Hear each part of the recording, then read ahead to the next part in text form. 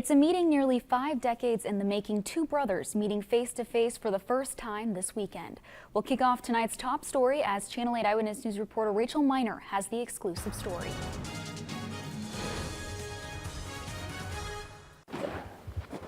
Not the snow, not even the bitterly cold temperatures could keep Corey Larson away.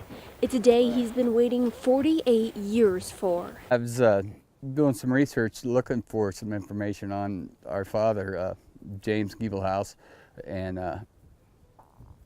over the years I've always kind of run into some dead ends, you know, on where he was buried and such, and any kind of history on him. That was until 4 weeks ago.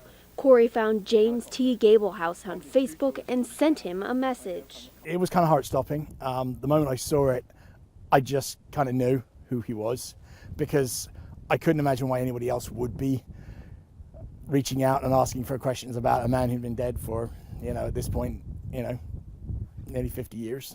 Their father, James D. Giebelhaus, lived in Lincoln and served in Vietnam before returning to the capital city and becoming a police officer. In January 1971, at just 23 years old, Giebelhaus was killed in a car accident near Sioux City, Iowa. 5 months prior, Corey was born, and 9 months after the accident, James was born. The two men knew one another existed, but didn't know anything about each other. They both tried finding one another, but were unsuccessful until that Facebook message. It was like the floodgates opened. You know, we just wanted to get to know more about each other. And it was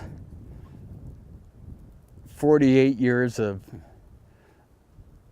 questions unanswered that finally, you know, it got a reply, you know, on what we need, what I was looking for.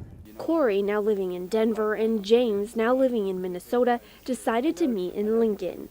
On a snowy Saturday afternoon, the two men met face to face for the first time. I was aware that I did have a brother, but I think they was probably referring to as Eric. it's hard to describe.